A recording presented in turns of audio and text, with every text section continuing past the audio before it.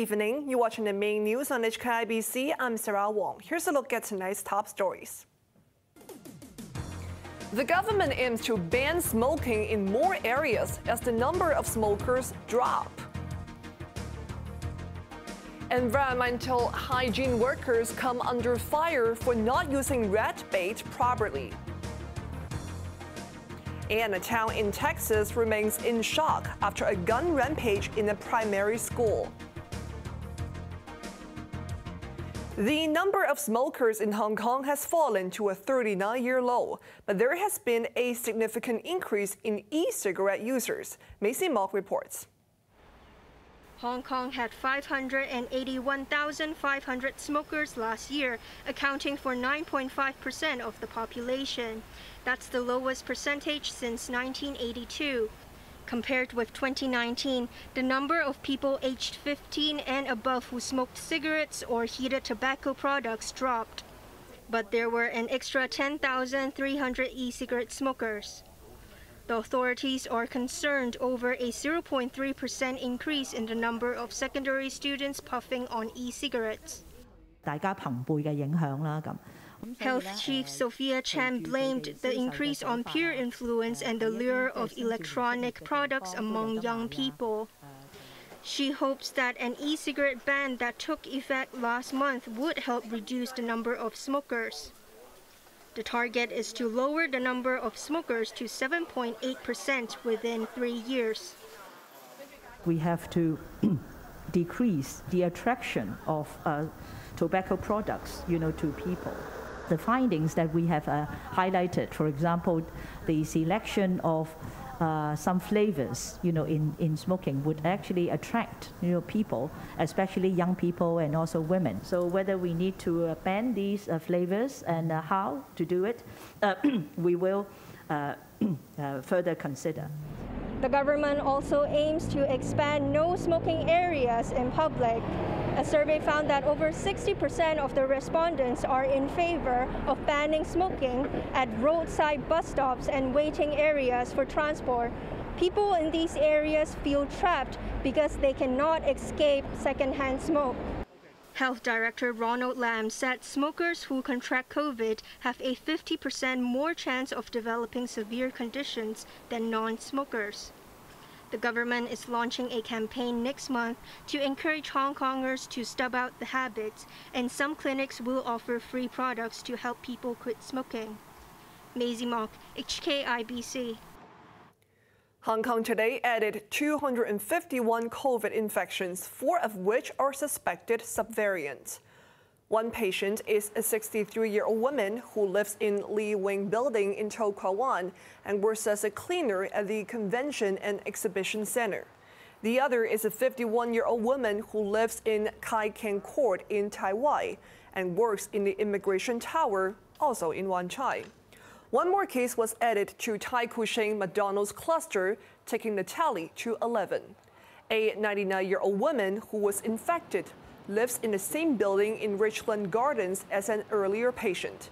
The St. Catherine's International Kindergarten cluster grew to 9, involving 4 classes. Environmental hygiene workers have been criticized for not using rodent bait properly. The Ombudsman also said a twice-yearly survey failed to reflect the actual rat population in the city. Joanna Ho reports. Ombudsman Winnie Chiu noted that rodent bait is less effective if not used properly. Her comment came as her office released its findings on work done by the Food and Environmental Hygiene Department, the FEHD, to control rats between January and November last year. Chiu said some frontline staff did not punch a hole in the bait package to release the smell, assuming that the pests would tear the bags themselves. The FEHD was also found to carry out disinfestation work while conducting surveys to check on infestation rates, a practice which Chiu said could lead to inaccurate results. As the surveys are done only twice in a year, the data would lag behind because rodents have high reproduction rates. Chiu added that there has not been enough enforcement action. Only 51 verbal warnings were issued to market vendors who failed to maintain cleanliness inside and outside their stalls between January and November last year. The office recommended more surprise checks to ensure frontline staff work properly and market stalls keep their places clean. It also urged the department to act on complaints. FEHD has been receiving an average of more than 10,000 rodent-related complaints per year. In the past, FEHD failed to allocate resources to collate and analyze the details of rodent-related complaints, like which locations were at higher risk of rodent infestation. The Ombudsman pledged to follow up on the department's complaint management information system. Joanna Ho, HKIBC. The Foreign Ministry Commissioner in Hong Kong says the rule of law is the key to the successful implementation of one country, two systems. Liu Guangyuan made the remarks at a symposium organized by the Department of Justice. For quite some time, anti-China destabilizing activities went rampant in Hong Kong and ruined people's livelihood, public order, and the rule of law. Highlighting the importance of law and order more than ever before, we must safeguard the legal order and ensure that laws are enforced and lawbreakers held accountable. We must strengthen the implementation of law and improve the systems and mechanisms related to law enforcement. At the same event, Chief Executive Carrie Lam said the rule of law in the city has advanced significantly since the handover. She quoted a World Bank study as saying that rule of law in the SAR has remained in the top 10% of world jurisdictions since 2003. The rule of law is among the... In the United States, anger and anguish continue to grip the small Texan town of Uvalde, a day after a massacre in a primary school. The tragedy infuriated gun control advocates and nudged Republican legislators closer to changing gun laws. The Texan town of Uvalde remains shocked and outraged after 19 primary school children and 2 teachers were shot dead. The 18-year-old gunman barricaded himself and his victims inside the classroom and opened fire with a handgun and an assault rifle until he himself was shot dead by police. Hugs and prayers brought devastated parents together in the mainly Latino community after one of the deadliest school mass shootings in U.S. history. Witnesses accused police of acting too slowly, despite anxious relatives begging officers to charge into the school and stop the gunman. The massacre reignited the contentious debate on gun control, with the Republican governor confronted on stage by his Democratic rival Beto O'Rourke. Sir, you are out of line. Please leave this auditorium.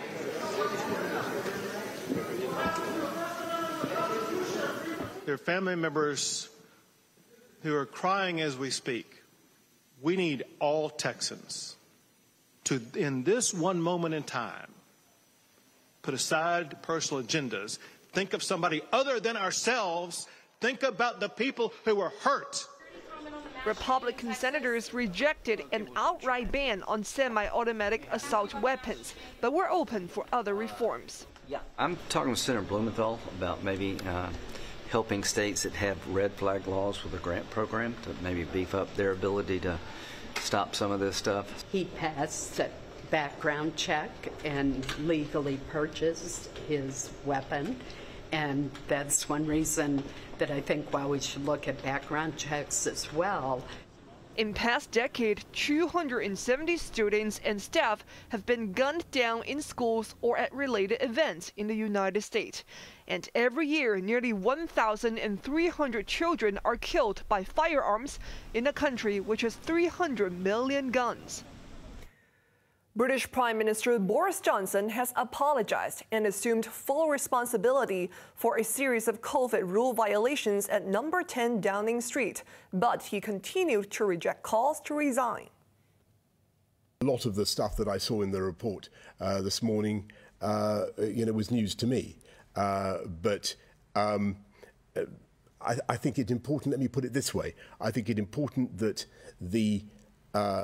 everybody who's named, everybody who hasn't been named, everybody who's in any way involved in this whole business has got to learn the lessons, and that applies to everybody in the report. Johnson's remarks came after senior civil servant Sue Gray published the full report of the scandal dubbed as Partygate. The dossier included 16 events in which drunken staff misbehaved while the rest of the country was under strict lockdown.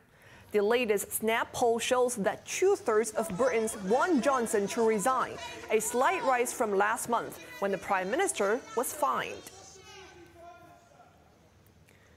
China has prepared a 5-year action plan for 10 Pacific countries to bolster security cooperation. This put Australia on the defensive, and at least one island nation is not on board. Foreign Minister Wang Yi landed in the Solomon Islands with a 20-strong delegation as China launched a Trump offensive in the Pacific. He is visiting 8 Pacific countries to promote a regional deal that critics fear will expand Beijing's military reach.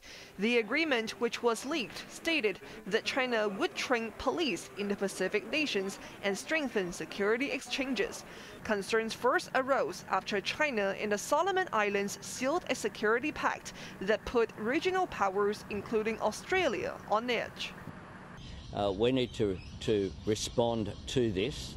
Because this is China seeking to increase its influence in the region of the world where Australia has been the security partner of choice since the Second World War. Australia dropped the ball. We can't afford to do that. We need to re-engage with the region. At least one of the 10 nations at next week's meeting in Fiji between the Chinese and Pacific foreign ministers has objected to Beijing's plan. The Federated States of Micronesia fears it may lose friends by aligning with Beijing and warned that a deal could trigger a new Cold War between China and the West.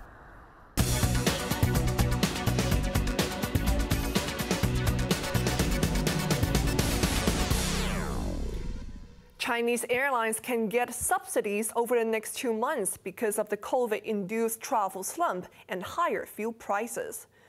The carriers lost money in the past 2 years and expect to remain in the red this year too. Airlines reported a combined loss of 67 billion yuan last year. China Eastern's passenger numbers last month plunged 90% from a year earlier, while Shanghai International Airport reported 99% fewer travelers in the same period. Now let's take a look at the markets. The Hang Seng Index closed down 55 points. Top 10 active stocks: Tencent up 20 cents, Alibaba down $1.25, and Trakafon down 8 cents. Kuaishou Technology up $1.05, Li Ning up 10 cents, and JD.com down $1.20. Forex trading against Hong Kong dollar, euro is at 8.39, British pound at 9.87, and Australian dollar at 5.55. Over to the UK market, FTSE 100 is up 4 points. On to the weather now. Tomorrow will be mainly cloudy with occasional showers and thunderstorms. Temperatures range between 26 and 29 degrees. Mainly cloudy on Saturday, but Sunday will be hot and sunny. Now let's take a look at the weather around the world.